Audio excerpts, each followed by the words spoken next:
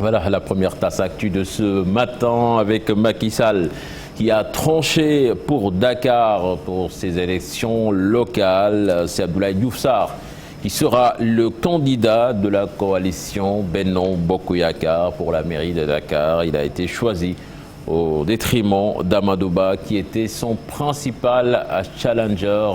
Alors Chérif Dia, son choix, on ne va pas dire surprenant, mais quand même qui aura certainement des conséquences. Bon, on ne peut pas parler de surprise étant donné que c'était même prévisible pour que Diouf Sarr soit tête de liste pour Dakar concernant Benno Bokk Yakaar parce que il y a 48 heures, Amadou Ba lui-même avait été désigné et choisi pour une autre mission, c'est le coordonnateur général de Benno Bokk Yakaar, donc on imaginait que Diouf Sarr quand même serait tête de liste comme le président l'a dit, parce que pour rappel, lors des dernières locales, c'était le seul responsable de l'APR qui avait remporté une commune, c'est Yoff. Donc, et puis si vous voyez aussi les choix du président, il a dit qu'il a presque reconduit les maires sortants, sauf quand même quelques exceptions. Liées à d'autres raisons, soit malversation ou d'autres problèmes de justice. Mais pour Diouf Sarr, ce n'est pas une surprise. Maintenant, on verra ce que ça va donner. De l'autre côté aussi de l'opposition, parce qu'on attend pour Yewwi quel sera le candidat qui fera face à Diouf Sarr. Pour Wallu Askan aussi, la coalition dirigée par le Parti démocratique sénégalais. Rappelons qu'aujourd'hui, quand même, c'est le début du dépôt des listes, donc dans les préfectures, sous-préfectures et les autres lieux de l'administration territoriale. Mais est-ce qu'on peut parler d'un nouveau revers pour Amadou Ba? Bon, pas revers. Même s'il a été nommé, comme vous l'avez souligné, il y a 72 ans. Pas revers, parce que déjà pour Parcelles Assainies, Amadou Ba n'est pas tête de liste, c'est Moussa Sy qui a été reconduit là-bas. Et je pense que pour être maire de Dakar aussi, il faut au niveau local aussi diriger ou être tête de liste d'une commune. Après, prétendre diriger la commune de Dakar. Je pense que la dernière fois, Amadou Ba a voyagé avec le président à Dubaï. Je pense que les deux hommes se sont peut-être entendus sur d'autres missions qu'il doit lui confier. Bon, pour Kaffrine aussi, on oublie Kaffrine. Je pense que là-bas aussi, le Macky Sall a pris une décision. C'est Abdoulaye Seydou Sow qui va diriger la tête de liste pour la commune. Wilane pour le conseil départemental. Thiès aussi, on a vu que Macky a laissé donc le champ libre à Réumi. Idrissa Seck, donc c'est à lui de choisir peut-être les personnes. Mais en tout cas, on s'achemine vers aussi la création de listes parallèles partout. Il va être surbooké, l'ami Abdoulaye Sow. Non, c'est ça. Parce qu'il y a des frustrés. Bon, dans certaines localités, des responsables ont accepté les choix du président. Dans d'autres, bon, certaines personnes aussi. Oui, il y a aussi le cas Mambaïna aussi qu'il faudra quand même surveiller. Parce que lui, dans le cadre de Horizon 2035, il a préféré créer sa propre liste pour aller donc à Dakar, faire face à ses camarades de Benno Bokk Yakaar et de l'APR. On verra ce que ça va donner, mais en tout cas, ce sont des élections qui vont quand même être intéressantes. Voilà, à Thiès, le président Macky Sall cède les 3 communes de la ville au parti Réumi. Le département revient de droit à Benno Bokk Yakaar. Entente entre Sall et Seck. Frustration chez les leaders et candidats de l'APR. Ils sont déçus, disent-ils. Certains ont même décidé d'aller seuls aux élections locales avec une liste dissidente. Reportage signé sur place, Anta Diop et c'est Latir. À Thiès, dans la commune, le leader de Benno Bokk Yakaar, comprenait le président Macky Sall, cède les 3 communes et la ville au leader de Réumi et récupère le département. Le fait que les 3 communes et la ville soient attribuées au parti Réumi relève d'une logique politique. Parce que tout simplement, dans une coalition, pour la distribution des postes, il faut une base de travail. Et moi je pense que dans le cadre de cette base de travail, le seul repère, c'est les dernières élections. Or, depuis 2007, l'hégémonie politique de Réumi est indiscutable. Et lors des dernières élections locales de 2014, le Réumi avait gagné et les 3 communes et la ville de Thiès. Cette décision de Sall et Seck suscite la colère chez certains responsables de l'APR dans la capitale du rail. Abdoulaye Dièye du mouvement Siggi Jotna va aller à la conquête de Thiès-Est avec une liste dissidente. Habib Niang attend toujours la décision de l'APR. Quant à Maodo Malick Mbaye, il se dit très déçu. Dans la distribution, je crois que le Réumi pouvait faire preuve de galanterie politique en cédant une ou deux communes, ne serait-ce que pour renforcer l'avenir de la coalition. C'est sûr qu'il y aura énormément de problèmes dans cette ville de Thiès-là. Les listes parallèles, il y en aura à l'appel. Ici à Thiès, la situation est un peu confuse. Attendons de voir plus clair dans les prochains jours. La Chérif, Thiès, une ville intéressante également. Certainement, l'arrivée de Réumi dans la mouvance présidentielle a changé la donne. Et c'est Talla Sylla qui paye les pots cassés. N'oublions pas qu'en 2014 également, Talla Sylla était dans la même coalition qu'Idrissa Seck. C'est Idrissa Seck qui avait décidé de lui confier la ville. Entre-temps, il y a eu quand même des bisbilles entre les deux personnes. Donc Idrissa Seck et Réumi considèrent que Talla Sylla les avait trahis. Et était même avant que Idrissa Seck ne rejoigne la coalition Benno Bokk Yakaar, donc lui-même allait du côté de Macky Sall. Donc je pense qu'ils ont tiré des leçons du passé. J'entends notre confrère Samb dire que pour des raisons de galanterie, Réumi devrait confier certaines communes à des alliés, mais je ne pense pas que ça va être facile, étant donné que quand même il y a des leçons à tirer de ce qui s'est passé en 2014 déjà. Mais pour la coalition, à Réumi aussi, il faut dire qu'il y a des frustrés et des déçus.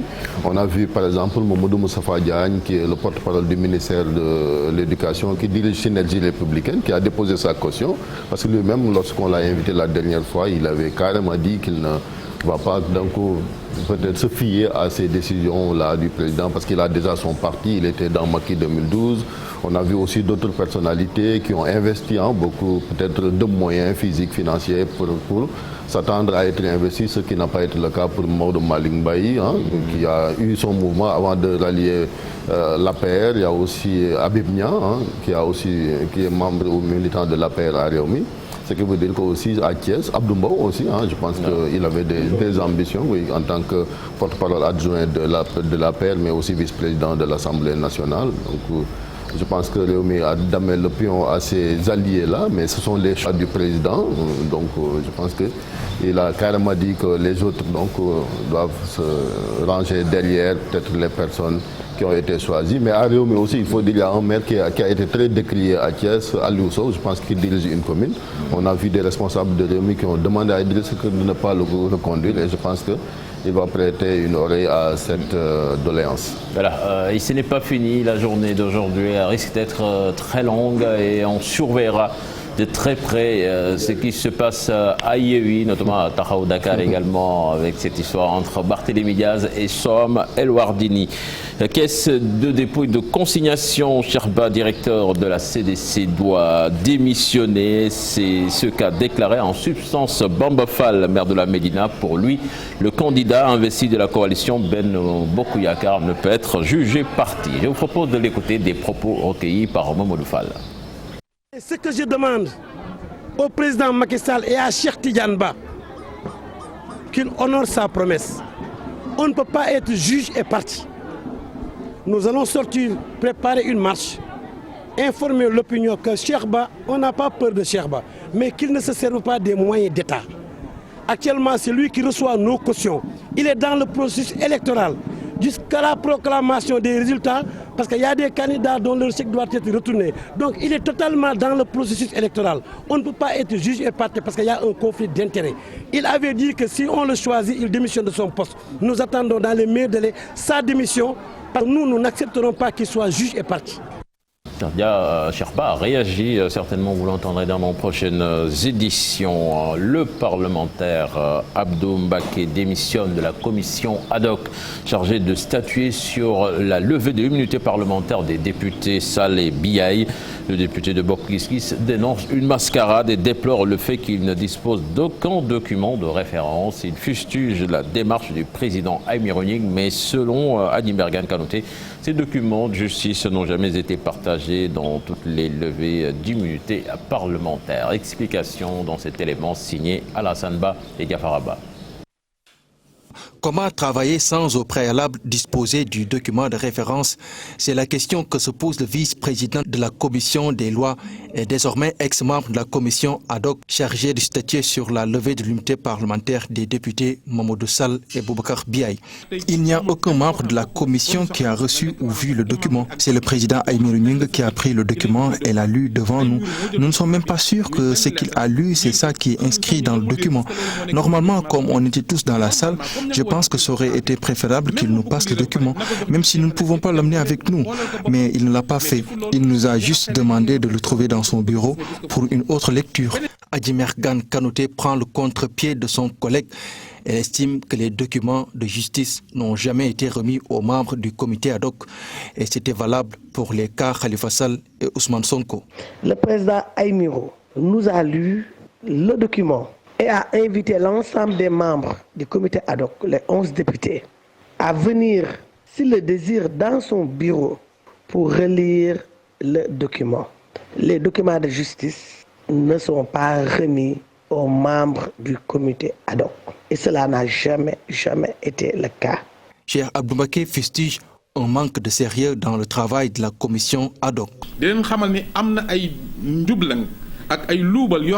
Je prends à témoin l'opinion nationale et internationale sur la mascarade qui est en train de s'organiser. Si une parlementaire comme Adji Mergane Kanouté, après lecture du rapport, demande qu'on lève l'immunité parlementaire de Sall et laisser Biaye, parce que tout simplement les faits ne sont pas les mêmes, je trouve que c'est inadmissible et voire même anormal de vouloir défendre un député et de laisser un autre.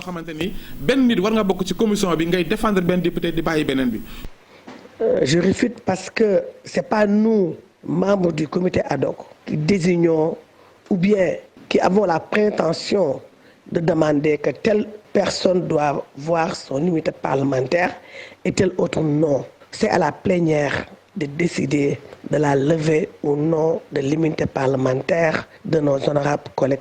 La lumière sur cette affaire, c'est ce que souhaite la parlementaire Adji Mergane Kanouté, impossible selon le député de Bok Gis qui n'apprécie pas la démarche de la commission ad hoc.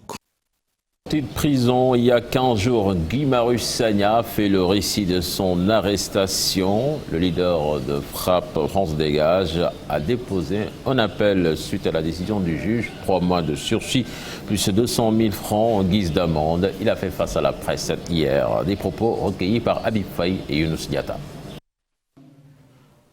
Continue depuis le 7 octobre dernier à résonner dans nos têtes. Raisonner de pertinence, raisonner d'éloquence, raisonner de justesse. Merci à ces 7 avocats qui ont pris ma défense ce 7 octobre dernier en montrant clairement que les accusations qui étaient portées à mon endroit étaient des accusations d'un ridicule inouï, évident et hallucinant. Un appel suspend la condamnation dont j'ai été victime, condamnation injuste, et donc cet appel suspend les effets de cette condamnation. Cela étant dit, il y a des enseignements à tirer de ce qui vient de se passer. Et parmi ces enseignements, il faut le dire tout haut, le Sénégal, sous le président Macky Sall, est un pays où le pouvoir judiciaire peut condamner un citoyen sénégalais tout simplement pour avoir dit que la gendarmerie fait du 2 poids 2 mesures dans le traitement des plaintes qui lui sont déposées. À Rufisque, la marche contre les changements climatiques, de nombreuses femmes se sont mobilisées pour dire non à la centrale de charbon installée dans la localité à Bargny. Plus précisément, les organisations de défense de l'environnement qui décident de boycotter la COP27 demandent à la Banque africaine de développement de se retirer du financement des centrales à charbon en Afrique. C'est un reportage signé Abdou Diouf Diagne et Ahmadou Bamba Samb. Sur les t-shirts, on peut lire « Stop énergie fossile, un acte fort pour le climat ». La caravane est composée majoritairement de femmes. Ces dernières rappellent à la Banque africaine de développement sa promesse. Et au sein de Bargny et du site de Khelcom, ce qui est frappant, c'est cette centrale à charbon qui n'a plus raison d'être.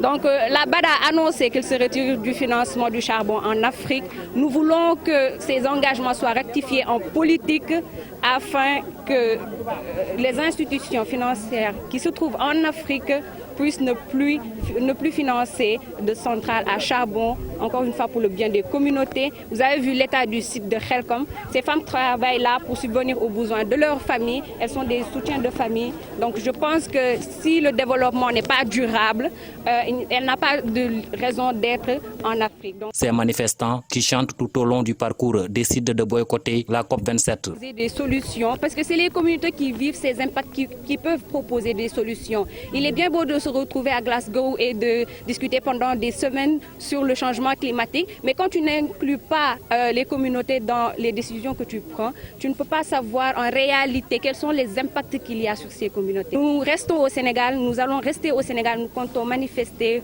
contre les impacts du changement climatique et l'inactivité notée par les communautés en marge de la COP26. Toutes ces personnes ont peur pour les générations futures et appellent les décideurs à sauver la planète.